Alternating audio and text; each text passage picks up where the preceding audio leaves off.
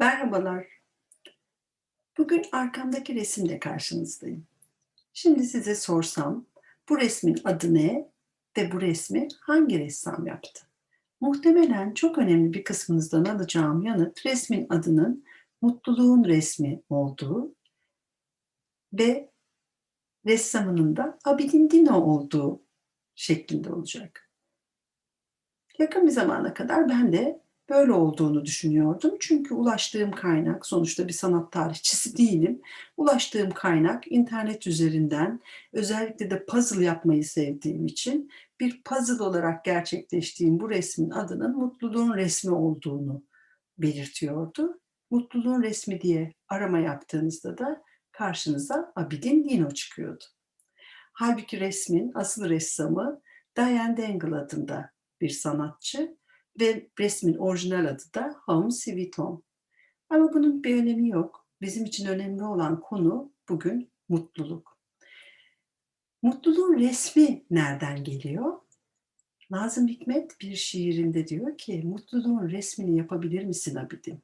Onun bu dizelerine karşılık Abidin Dino'da memlekete duyduğu özlemi dile aldığı ve bu memleket özlemi giderildiği takdirde mutluluğun resmini yapabileceğini, ama buna ne tuval ne de boyanın yetmeyeceğini dile getiren dizeleriyle yanıt veriyor. Evet, mutluluğun resmini yaptığımız zaman ya da yapmaya kalktığımız zaman ne tuval ne de boya yetmez. Çünkü mutluluk öyle bir kavram ki çok farklı bilim adamları, çok farklı yazarlar, farklı konuşmacılar tarafından değişik bakış açılarıyla ele alınıp anlatmaya çalıştığımız, anlamaya çalıştığımız bir kavram mutluluk. Ama herkes için bir anlamı var. Kendimizi iyi hissettiğimiz bir şey, kendimizi sevilen, istekleri yerine getirilen noktada mutlu olduğumuzu düşündüğümüz bir kavram ve bir sürekliliği de yok anladığım kadarıyla. Mutluluğun sırrı diye baktığımızda da Simyacı kitabında benim çok ilgimi çeken ve hafızamda yer eden bir kısımdı mutluluğun sırrı. Mutluluğun sırrını öğrenmek için Bilge'ye giden tüccarın oğluna bu soru karşılığında "Şimdi sana anlatacak zamanım yok. Git sarayı bir gez gel, sonra cevap veririm." diyen Bilge, "Ama," diyordu, "bir şartım var. Sana bir kaşık vereceğim. Bu kaşığın içerisine 2 damla yağ damlatacağım. 2 saat boyunca sarayımı gezip geleceksin ama bu yağı da dökmeyeceksin." 2 saatin sonunda tüccarın oğlu Bilge'nin yanına geldiğinde gerçekten de kaşıktaki yağ yerinde dururken Bilge'nin sorularına yanıt veremiyordu. Ne o güzelim Acem halılarını, ne o harika bahçeyi, hiçbir şeyi görmemişti o yağı dökmemek için uğraşırken. "Bu olmamış. Sen gördüklerini bana anlatamıyorsun. Tekrar gidip bak." dediğinde bu sefer tüccarın oğlu tüm detayları dikkatlice görüp geri dönüyor. Fakat bu sefer de kaşığın içerisindeki yağ dökülmüş oluyordu. Ve işte o zaman aldığı cevap şuydu: mutluluğun sırrı o kaşıktaki yağı dökmeden çevrendeki bütün güzellikleri görebilmektir. İşte bu da başka bir bakış açısı mutlulukla ilgili. Peki, bizim konu başlığımız mutlu olmak mı, haklı olmak mı? Bu çok önemli bir şey. Mutluluğa bir de hak kavramıyla bakalım istedim bugün. Çünkü ben bir hukukçuyum. Hukuk, haklar demektir. Hakkın çoğaltılmışıdır, çoğuludur. Dolayısıyla hak bağlamında baktığımızda hukuk açısından mutluluğu nasıl resmedebiliriz? Birlikte bir gözden geçirelim. Şimdi şunu görüyoruz. İnsanımız, yani biz, yani ben, yani hepimiz aslında öyle bir kültürle yetişiyoruz ki daha en küçük olduğumuz çağdan başlayarak büyürken gördüğümüz şey kavga ederek, çatışarak, kendi hakkımızı savunabilmek için çabalayarak büyümemiz gerektiği. Öyle hiçbir şey altın kaşık içerisinde ağzımıza verilmiyor. Bebekken yemek yiyebilmek için ağlamak zorundayız. Bağırmak zorundasın ki annen sana yemek versin ya da sana bakım veren kişi her kimse.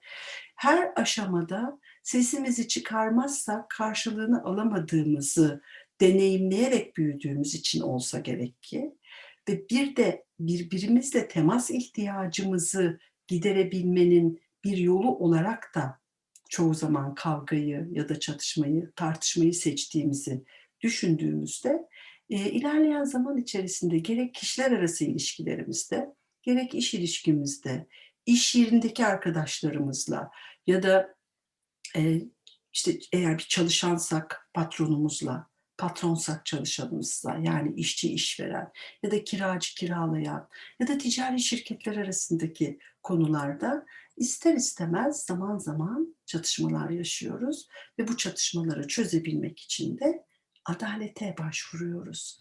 Çünkü bir hakkımız yerine getirilmeyince vicdanımızda o hakkın elde edilmesinin getirdiği hazzı yaşamak istiyoruz mutlu olabilmek için.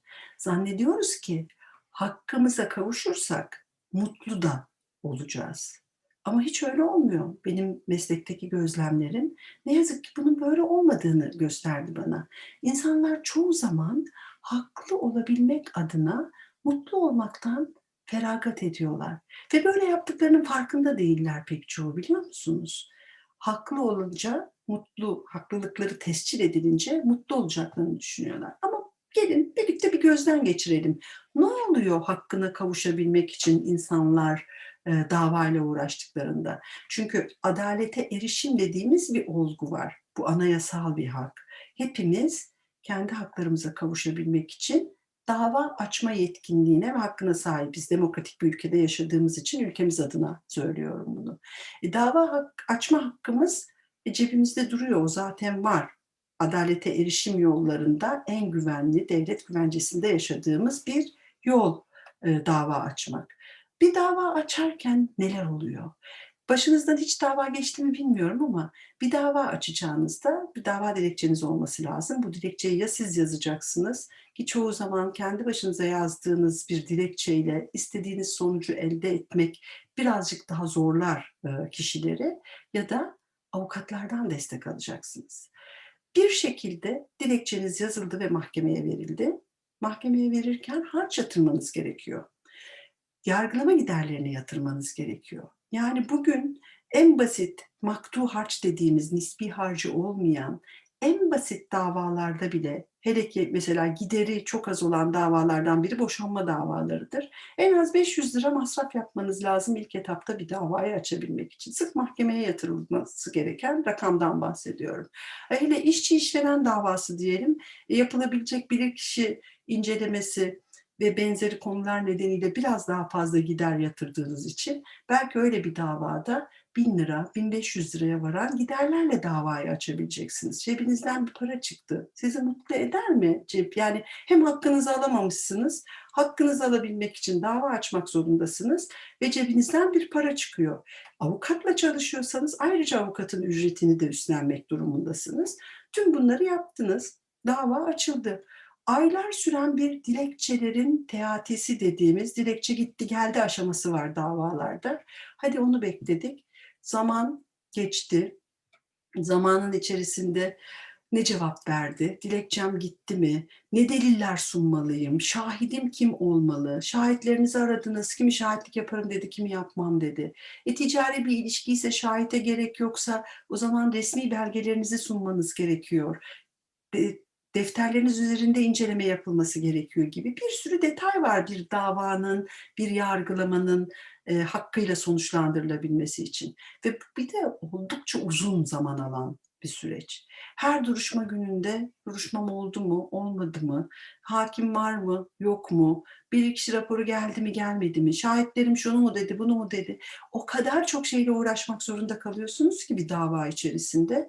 Ha diyorsunuz ya, yani hakkıma kavuştum ama yani kavuşmaz olaydım falan noktasına bile gelen insanlar var. Davayı kazanıyor ama o davayı kazanana kadar o kadar çok şey kaybedebiliyor ki insanlar. Haklı olabilmek adına haklılığını mahkemede tespit ettirdiğinde mutlu olacağını zannederken mutsuz olan çok sayıda insan tanıdım ben, bugüne kadar. Bu bir gözlem. Yani ben, burada, hani, belli bir, bilimsel veriye dayanarak, belli istatistiğe dayanarak falan konuşmuyorum. Bu konuda yapılan araştırmalar da var. Yani konuştuğumun ve bu gözlemimin altı boş değil. Peki, hem haklı hem mutlu olmak mümkün mü sizce? Ben bunun yolunu biliyorum desem, bunun sırrını çok iyi biliyorum desem ne dersiniz? Evet, bunun bir yolu var sevgili dostlar. Bunun yolu arabuluculuktan geçiyor. Alternatif bir uyuşmazlık çözüm yolu arabuluculuk ve insanların birbiriyle görüşüp anlaşarak, birbirini doğru anlayarak kendi kararlarını kendilerinin verebilmesini sağlayan bir yöntem. Bu da bir adalete erişim yolu. Çünkü yasal bir yol.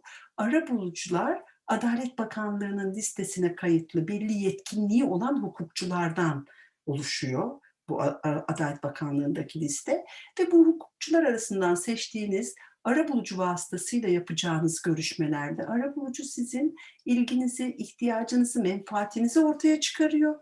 Bunun üzerinden tabii ki sorduğu sorularla bir takım sistematik teknikler uygulayarak bunu yapıyor. Tarafsız üçüncü kişi herhangi birinizin tarafını tutmuyor. Bu kapsamda yaptığınız görüşmeler sonucunda kendi anlaşmanızı yaptığınızda da bir mahkeme kararı gibi geçerli hale geliyor. Bundan daha güzel bir şey olabilir mi? Üstelik harç yok, masraf yok. Çok cüzi bir arabuluculuk ücretiyle hakkınıza kavuşmuş oluyorsunuz. Yani hem haklı hem mutlu olmanın yolu arabuluculuktan geçiyor. Görüşmek üzere. Her birinizi sevgiyle kucaklıyor, barış dolu, sağlıklı günler diliyorum.